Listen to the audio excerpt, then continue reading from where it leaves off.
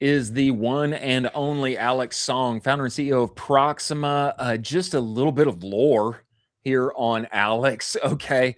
Was an investor, Goldman Sachs, Pershing Square. Okay. Founder of innovation department. Methinks he knows just a few things about CPG. Okay. He has been a D2C founder, I believe, 3 times himself. Okay. Now over at Proxima, they are turning billions of annual social commerce transactions from 70 million verified shoppers, okay, into audience targeting and predictive purchase measurement across all our favorite ad platforms. We must bring him inside of the show. Everybody, welcome the one and only Alex Song, founder of Proxima. Get in here, Alex. Get Let's go. This show. Hey guys, Alex, man, we're doing even better now that you're here, brother. We appreciate you making the time to join us. Thank you so much for having me, Alex. You guys tell us. us. Great show. I've been watching for quite some time, and it's really a pleasure. Well, we're glad. We're glad that you're here to close out the week, Alex. Alex, I would love just a little perspective from you when you got Proxima going, and what was the gap? What was the problem that you saw inside of consumer, D2C, CPG, all of the things that you saw, like there needs to be a fit for this? Like what was going on internally that motivated you? Proxima has to exist. We've got to roll this out and serve the ecosystem in this way. Yeah, great question. It started when I was actually a brand founder. So you were kind to say I started 3. 3 still exists. The other 3 are no longer out there. So actually, we had 6 different brands we built. 3 no longer have websites, so we don't talk about them. But what I saw across these 6 businesses was when I could see a customer journey through more than one, I knew so much more about them, their preferences, their buying habits, their shopping behavior. And my idea was very simple. I was like, could we get smarter by bringing in more signal from more brands and really collaboratively support each other in being smarter about our customers as a whole? So it started as a partnership network. We built a partnership network where we could work with other brands, cross promote. I post you on social, you do the same for me. And it was meant to be a very equitable relationship. And it didn't cost as much money as pouring hundreds of thousands of dollars into Meta or Google or whatever it is. It was partnership, right? And it was again, your following that you already had. So you were able to monetize an existing asset in trade for someone's new customers to be acquired. We did that over and over again. And then suddenly this platform became thousands of e-commerce businesses all working together. And the real unlock wasn't even something I realized. It was something that I think Mr. Tim Cook forced upon us, which was iOS 14.1. Right. Yes. They made that change. All of our customer acquisition, all of those things that we were doing to try to create growth efficiency, it all went out the window, right? And I think in that moment, we were able to then generate a lot of the signal, rebuild that signal using all of the intelligence that we had gathered over the years of running this partnership network. And that's when Proxima was really birthed. Wow. That's absolutely incredible. I mean, could you talk a little bit about where you're seeing a lot of waste within the D2C brands right now, like waste among signal, basically? Sure. Look, there is still so much spend on Meta that is incredibly inefficient. And the unfortunate truth is, we have to play the game. We have to generate a lot of creative, constantly launch new iterations. It gets really hard to maintain that rate. You're on this hamster wheel. But the truth is, you have to do it because they've rebuilt their entire targeting architecture based on the creative that you're putting out there, right? They call it Andromeda. So you're now forced to generate ads to target the right people, the right customers. Also, as we know, back when we were, a bit younger, we were watching linear TV with commercials in between the show. The moment you see the same commercial a few times, you change the channel. Yeah, you do. So now what we have to do is constantly, as marketers, launch new commercials, advertisements over and over and over And just imagine how wasteful that is, right? All the production goes into that, all the creative that, only gets spent a little bit of money and then doesn't perform and is thrown out the window.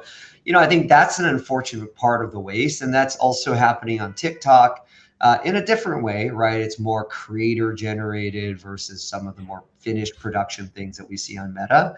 And I believe that's just the state of where we are, because these apps are also entertainment channels. They're competing for your attention. So you need to have an endless amount of creative production. And that's actually one of the reasons we created Proxima's creative engine, in that it makes it so much easier to come up with creative ideas, strategic briefs that build assets to target the specific customers that we, using our buyer intelligence, know that you have some of, but you don't have enough of, right? Yeah. And that's unlock. If you're going to spend the time to make all these creative assets and advertisements, at least build ones that we know are going to target the right people, the highest value customers for you. So this to me, Alex, you're hitting on a ton of things that I feel they're very real pain points inside of the hands-on keyboard operator marketer's daily life. The unending necessary volume of creative that, let's be honest, when you're in the seat, a lot of times just comes down to like, what is inside my brain right now that I can throw at the wall because I need more. And tomorrow I'm going to need more again. And then, like honestly, coming out of iOS 14, like feeling like a lack of data that I used to have that I don't have, that now I wish I could recapture. And it feels like you have created a very real product that brings more signal than I had before, like based in real buying behaviors. And you're also leveraging intelligence in a way that makes my job as a marketer easier. I don't want to start from a blank page. Like if you can help me get rolling with a feed of briefs, give me some prompts that I can roll with that are honestly, they're from a customer profile I wasn't even really thinking about. Like that is that's like juice. That's real sauce inside of the daily operator's life. Like I'd love it if you would just like talk about like stitching all that together, I mean, especially like commerce graph, etc. Like this is real opportunity for people who are doing this thing every day. 100%. And I love the curiosity that you have around it. We started by first being a partnership network, but when we realized, okay, we have a lot of purchase signal, we had to get more organized. One of the things today, if you're going to be an AI business, you must have structured data. If your data is not clean, you can't leverage AI. It's just as simple as that. But if you have really clean data, you can actually do some remarkable things. So what we started to do is we took this $60 billion of transactional volume, and we actually started to get it very cleanly structured so that we could build out the commerce signal and now have it as a productized data unit, which we call the commerce graph. That commerce graph has now almost 100 million US-based shoppers that we've seen transact over time. So we know a good understanding of styles, tastes, preferences, buyer behavior, and as well as affluence and likelihood to buy certain products. We make that buyer intelligence available to our customers, our e-commerce marketers primarily. And we show them, hey, look, here are segments that exist in your customer database, but they're actually not being targeted properly. You're leaving money on the table, you're leaving profitability on the table. So we then target them in two ways. Creative strategy, producing ads that actually speak to them and therefore will be shown to them. And then good old audiences, right? Audiences that have been working since 2010, in different shapes and different forms. But we know, hey, this buyer's who you want to get to. Great. Here's a lookalike audience that targets specifically those types of buyers. And we can do that at scale. And I think that's one of the big unlocks that we've had for our e-commerce customers. Come on. Love Alex, that. Alex, you do one of my favorite things, which is you guys are making decisions that is backed by data. I'm a huge data nerd. I love all things data. I'm a big fan of it. Chris knows this, Yeah. and I'm a huge fan. What are you seeing from a data perspective on what's working from a creative format? Because I would imagine you guys are ingesting just a treasure trove amount of data, and you're starting to see some outliers of this is a Sure. great creative format that brands should honestly test with if they haven't yet. What's interesting is it actually is constantly changing.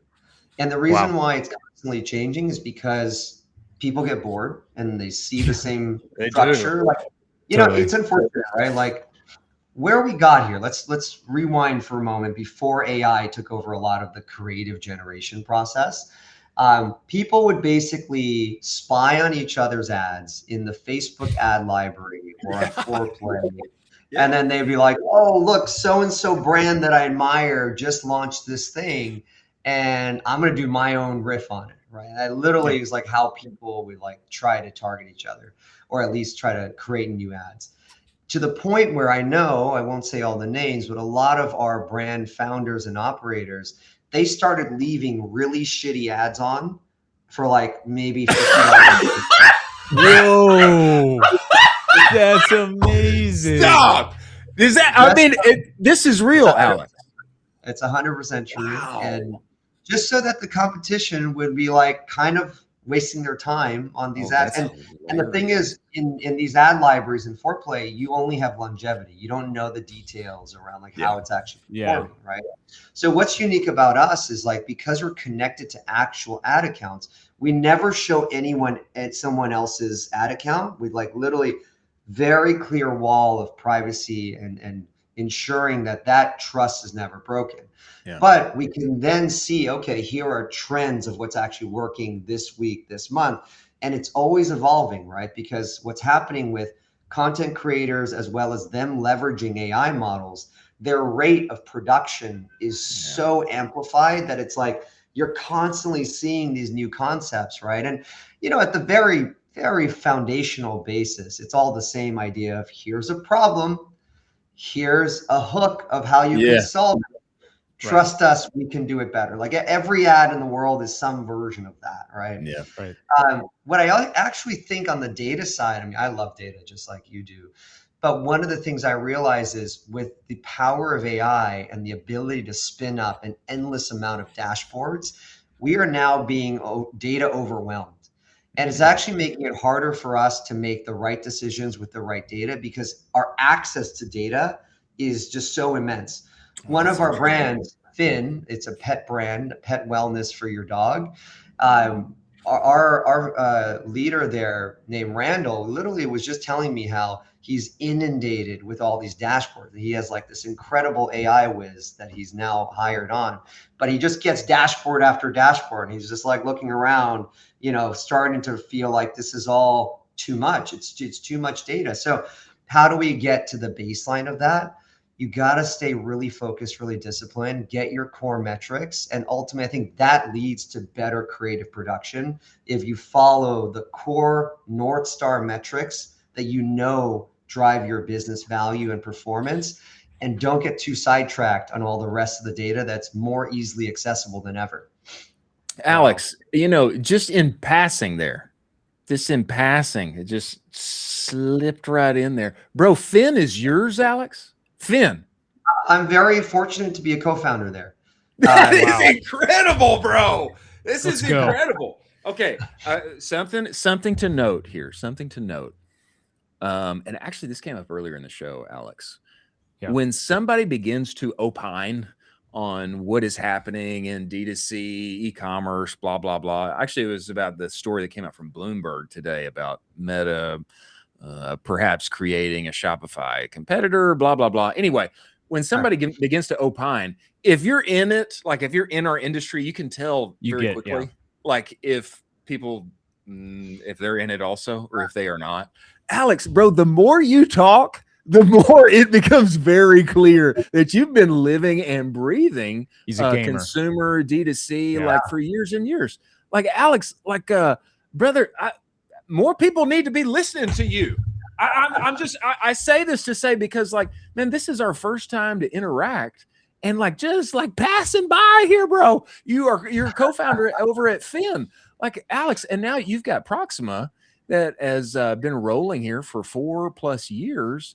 Like, Alex, like, more people need to be listening to you, brother. I really appreciate you saying that, and I think that I attribute a meaningful amount of our success out the gate in that, like, look, e-commerce is a small, close-knit group of awesome operators, but they smell the bullshit very quickly because they're all very, very intelligent and skilled. And I think the fact that I went through their pain points, right? The fact that I built multiple companies, had half of them fail, fortunately had 2 exits of the 6. You know, I can speak to a lot of these things, and I watched the show, and I know you guys have a lot of different technology founders that come in. And the truth is, yeah, not all of them have gone through the pain points of fulfilling packages and putting shipping labels on and like all that. And I did that early on in 2015 when we first started doing this. So, you know, and you know, when you have that shared pain, that history of like knowing what it really takes, you build differently. You build in a way that you really are looking for your customers' best interests and best outcomes. And that is because it was my pain that I was solving for. And I think that's made its way through the DNA of our organization, has been a huge part of our success. Alex, I also think it's absolutely crazy that you come from basically the banking world, and one of the best, just say that? Can we say that, Alex? One of the best firms in the entire world, Pershing Square. Is there anything you brought over from Bill into e-commerce where I think that's such an unfair advantage? I come where I dipped my toes in basically private equity for a sec, and then I came over into e-commerce, and I think it's such a unique perspective you give. But what I really saw that I think I took in, he's incredibly sharp, and I think he was making very big, bold decisions with limited information at a level that at the time, like, again, we were investing hundreds of millions of dollars in these positions. It felt crazy. It felt very like, I feel like you guys are somewhat poker guys for whatever reason. Yeah, you got you're right, Alex. and you know, sometimes you play someone that just doesn't give a shit about how big the pot is and is willing to just stick to the math or the probability or the read, and they outperform over time, right? And I think that was something that I carried into the early stage world, because I have to accept now 60% of the information I hope to have is like an A+ in terms of information, because you're making these early stage bets. Your only real advantage is that you can move faster than the big guys. So if you take too long making these decisions, you're basically throwing away your unfair advantage. So getting more comfortable doing the hard work, the decision making on limited information, I think was a big unlock. The other thing, I actually, not exactly what you asked, but the flip side of it is, the thing I had to get rid of from that time was I had to get used to being wrong. You know, you come from the finance world, and it's like, if you're wrong, the client calls you out, like you're screwed, right? Your team is like shitting on you. You're done, right? It's very bad. These big bets from sideways.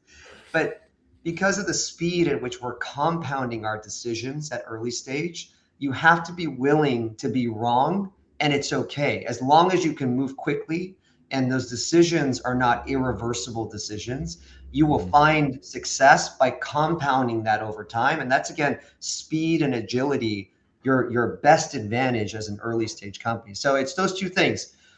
Be fearless in the face of not having all the information you would hope to have. And then also, don't get stuck on being wrong. It's okay. I tell my team all the time, I can be wrong as much as you want. Only 2 rules. Don't get me canceled. Don't send me to jail. That's it. I don't care otherwise. That's right. Those are my only 2 rules. Those are good rules. Don't get me canceled. Don't get me in jail. Okay, Alex, I feel like, bro, more people need to be like 100%. listening to Alex. Alex, I'm like, I feel like I don't know why it's taken me like this long like for us to talk and to have this conversation. Okay, We let gotta me have you let back. me let me ask this. Let me ask it. Don't tell me where you live, but we're going to be in the New York area. I don't know if you're still New York-ish, I etc. am. Maybe, perhaps. Okay, I am. we're gonna be in New York in October. This literally just happened this week, and there's a number of. I think this would be like interesting. Involved. I think it'd be interesting, specifically because of what you're doing with Proxima. There's a number of basically like luxury execs that are getting together in New York. I've only been in New York twice, Alex. Okay. So, I come from Central Texas is where I come from. There you But go. don't you think that Alex should be with us at this thing? I feel like Absolutely. Alex, I feel like this would be like like you would just, these are like the waters you swim in. And Totally. it's like applied AI to this like unique, like high AOV luxury world. It's actually, I love we made this connection through Vanessa over at Allure Commerce, who was just on the show when we were out at .dev a couple days ago. I feel like this would be an awesome experience to have Alex there as well. Do you agree, Absolutely. Colin? I think so. I think Absolutely. Alex, would Absolutely. you, I would would you, love I mean, not to to put you on the spot, 100%. but No, I would love to come. And what's really cool is one of our largest investors at Proxima is LVMH. So That's perfect. I'm pretty sure they're gonna be there. I'm Come I'm on! pretty sure let's go. Alex, That's great. bro, it all ties this together. is wild, man. This is Let's go. wild. Okay. All right, Alex. All right, right here and now. Tell us where I would imagine LinkedIn, but where can people find you, follow you, Yeah. talk with you, etc.? Is there a good place where you put some Yeah, words from your please. brain on the internet? LinkedIn is where I do the most content. Okay. So definitely look me up on LinkedIn. It's just Alex J Song. You could find me very easily. We're doing a series of dinners all over the US where I'm going to be hosting, really e-com focused, dinners, which we just launched. So we're going to definitely tell you guys when we come through Texas as well. Let's go. But no, we just launched that. It's going to be a big part of our initiative. Just like, look, you could do all these conferences that are like more mainstream and just getting in front of people in like private settings and having real conversations, building real relationships. I really believe that's the way to generate some really strong learnings and insights, as well as great friendships. So that's something we're pushing through. And beyond that, I mean, look, I'm just Alex at Proxima.ai. I'm not too super secretive of my email. So if you want to hit me up and you got something you want to chat about, I've been there before. I was suffering through this. If you're suffering now, I've probably gone through the same. And I love helping other founders. So please don't hesitate. Reach out. I would love to connect. Wow. Alex Song, man. Hey, wow. Okay, all right. Hey, we need the dates and the places, unless it's invite only. Unless it's invite only. If you don't want us to pub where the dinners are going to be, and we'll put it out there. Okay, we're literally generating, like, we want every city, people that Okay. really want to engage and care about these types of experiences to be a part of it, right? We're very much all about generating that cohesive community and ecosystem where we help each other be more successful. That's what we're looking for. Incredible. Let's go. All right. Well, we need to sync up, get those dates, and Yes. then we're gonna push them here on the show, Alex. Yep.